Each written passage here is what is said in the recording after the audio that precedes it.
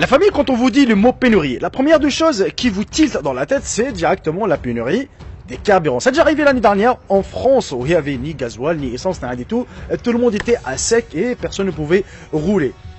Mais croyez-moi, il y a des pays qui souffrent des pénuries d'hommes. Oui, quand je vous dis que tu te balades par exemple dans la capitale de ces pays-là, c'est les femmes qui vont te draguer car tellement il n'y a plus d'hommes et même s'il y a le peu d'hommes qu'il y a dans leur ville, ils les draguent pas, les filles finissent toutes seules malgré qu'elles sont belles, qu'elles sont grandes, blondes, tout ce que tu veux. Justement les amis, je vais vous présenter aujourd'hui les pays qui souffrent des pénuries d'hommes ou elles cherchent un partenaire. Si tu as besoin d'avoir plus de copines, je te conseille d'aller visiter ces pays. Voilà les amis, si la vidéo vous plaira comme d'habitude, le petit gros pouce bleu, partagez cette vidéo au maximum et surtout d'activer la cloche de notification. Sur ce, bon visionnage à tous et à toutes.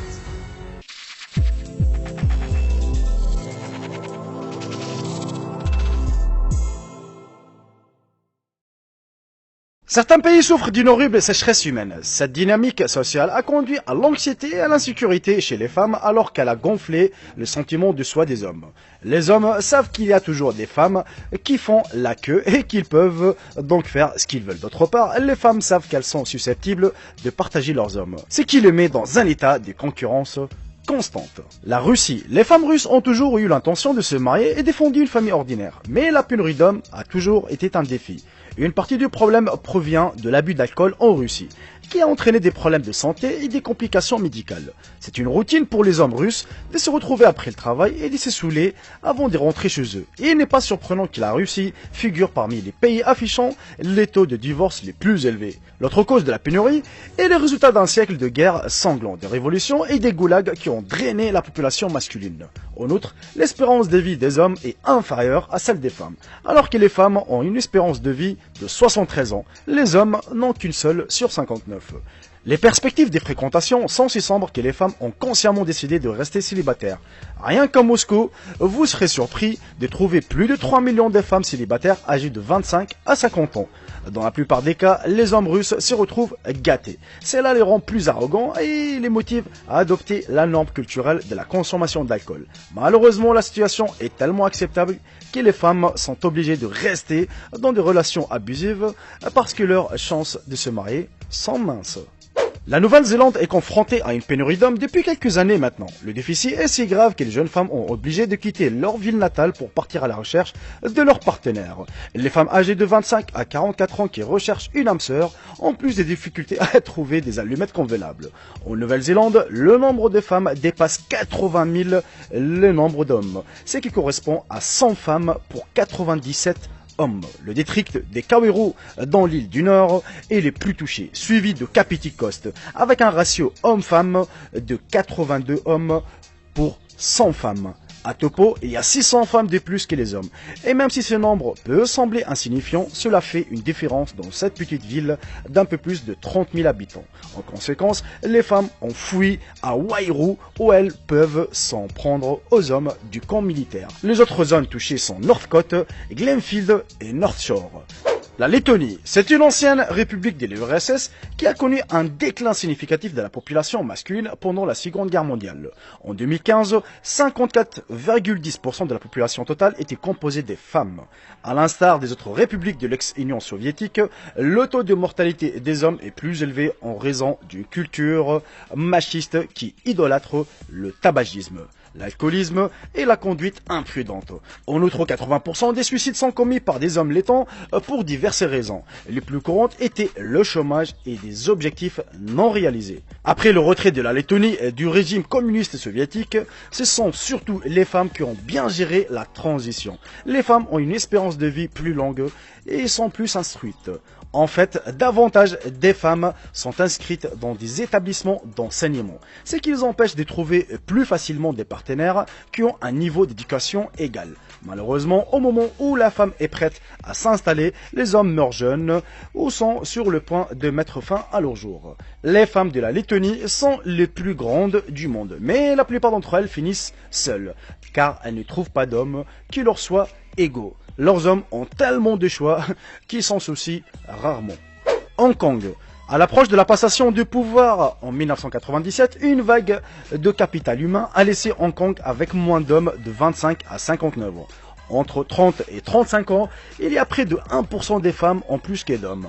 Et entre 35 et 60 ans, il y a 5% des femmes en plus que d'hommes. Les hommes et les femmes étaient généralement à égalité avant 1992, lorsque les hommes du groupe d'âge de 25 ans ont commencé à décliner. En 1995, il y avait une baisse significative des hommes dans la trentaine. Et en 1997, l'âge était passé de 25 à 40 ans.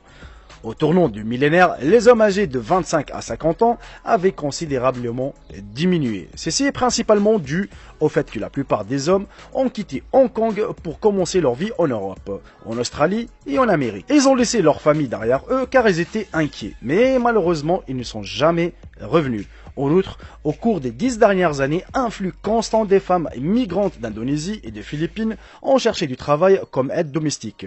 En fait, 300 000 de ces femmes sont désormais enregistrées à Hong Kong. En 2014, Hong Kong comptait 858 hommes pour 1000 femmes.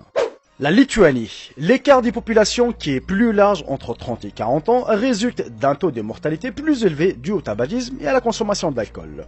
Ces habitudes exposent les hommes à la dépression, au suicide, aux maladies mentales et les rendent imprudents. Au début de 2012, il y avait 1,7 million de femmes en Lituanie qui étaient 255 000 de plus que les hommes. Les femmes représentaient 54% de la population, ce qui signifie qu'il y avait 117 femmes pour 100 hommes. À Vilnius, la capitale de la Lituanie, il y avait environ 123 femmes pour 100 hommes, alors que l'espérance de vie moyenne des femmes est de 79 ans. Les hommes vivent généralement jusqu'à 68 ans. C'est à peu près 11 ans d'écart. Cela signifie que plus de femmes cherchent toujours des partenaires de vie. C'est pourquoi la plupart des mariées lituaniennes sont orientées vers l'ouest. En fait, la plupart des Américains ont tendance à avoir des relations avec des dames lituaniennes, probablement parce que la Lituanie est l'un des alliés des États-Unis. En outre, une importante population de Lituaniens a émigré aux États-Unis et la plupart des femmes lituaniennes ont des parents autour de Los Angeles et Cleveland. Cela a beaucoup facilité l'intégration du style de vie américain aux épouses lituaniennes par correspondance. La Hongrie. En vous promenant dans les rues de Budapest, vous serez surpris par la perfection physique des Hongrois. Budapest tire son épingle du jeu parce que c'est un lieu de romance et de passion. La ville est un échiquier pour de nombreux envahisseurs, notamment des Allemands, Russes, Tziganes et Turcs. Et c'est la raison pour laquelle les femmes hongroises sont parmi les meilleures au monde. Le pays est rempli d'une armée des belles femmes qui représentent 53% de la population. Mais le problème est que la plupart des femmes ont du mal à trouver des compagnons. Il n'est pas surprenant qu'en Hongrie, les hommes s'attendent à ce que les femmes jouent le rôle des chasseurs en faisant le premier pas. Les femmes hongroises sont devenues folles du fait que la plupart des hommes potentiels restent encore à la charge de leurs parents. En 1970, le sexe ratio en Hongrie était de 94 hommes pour 100 femmes, mais il est tombé à 90 hommes pour 100 femmes en 2015. L'Ukraine. Comme dans la plupart des pays de l'ex-Union soviétique, la pénurie d'hommes en Ukraine est due à la réduction de la durée de vie, à la pauvreté et à la mauvaise santé. Tous ces problèmes sont causés par des comportements autodestructeurs tels que la consommation excessive d'alcool, le tabagisme, la toxicomanie et l'augmentation des activités sexuelles. Vers 2013, le pays a enregistré 15 décès pour 1000 habitants. En 2014, l'Ukraine avait un déficit de près de 3,6 millions d'hommes et une espérance de vie de 62 ans pour les hommes, ce qui était loin derrière celle des femmes.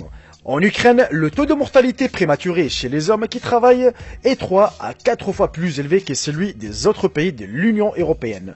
Près de quart ou 22% des hommes ukrainiens décèdent entre 40 et 60 ans.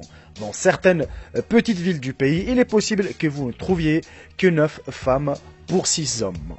Curaçao. En 2015, la population féminine représentait 53% de la population totale et une grande partie d'entre elles avaient entre 15 et 64 ans.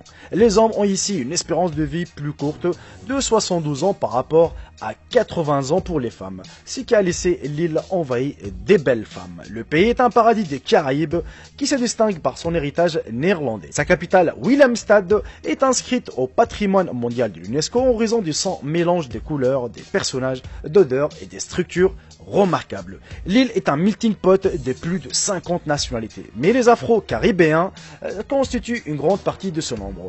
Si vous êtes un homme de race blanche, d'Amérique ou d'Europe, vous êtes un joyeux, car les hommes sont rares et ceux qui sont disponibles ne sont pas adorés par leurs femmes.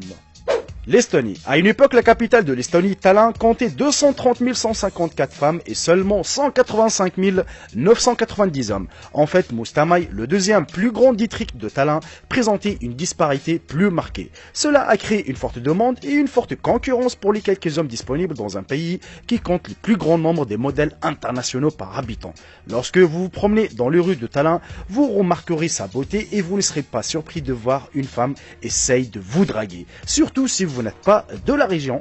Les hommes estoniens sont connus pour faire un effort minimal lorsqu'ils cherchent des amis. Malheureusement, la plupart d'entre eux aiment l'alcool et ne prêtent que rarement l'attention des femmes. L'idée d'une famille, d'un foyer et d'une femme parfaite est rare en Estonie, car la plupart des hommes sont ingérables. En fait, des recherches antérieures avaient révélé qu'à Tallinn, seulement 85% des étudiants du secondaire vivaient dans une famille monoparentale. Et la liste, elle est encore longue et longue et longue, la famille. Oui, c'est vrai qu'il y a plus de 15 pays, justement, où il y a une pénurie d'hommes, où vraiment les femmes, elles cherchent, justement, à avoir des hommes, à avoir un mari, justement. Il y a même des pays où ils payent rien que pour que tu te maries avec une de leurs filles. Je pense qu'il y a une île en Italie où ils donnent à peu près 20 000 euros, plus une maison, plus tout ce que tu veux, rien que tu te maries une fille, avec une fille de leur région, car, voilà, donc, il y a plus d'hommes. Voilà, les amis, on arrive à la fin de cette vidéo. J'espère sincèrement qu'elle vous aura appris quelque chose. Si vous voulez une deuxième épisode, bien évidemment, pour qu'on continue la liste, eh ben, n'hésitez pas à me le faire savoir dans l'espace commentaire. J'espère que la vidéo vous aura plu. En tout cas, moi, c'était un plaisir de vous la présenter. Si c'est le cas, n'hésitez surtout pas de la partager au maximum et de mettre votre gros pouce bleu. Sur ce, je vous embrasse tous. Profitez bien de votre journée et de votre soirée. Et je vous dis à très bientôt pour une nouvelle vidéo. Salut tout le monde, c'est Jacob. Bye bye, ciao, ciao. Je vous aime tous, mes frères et sœurs.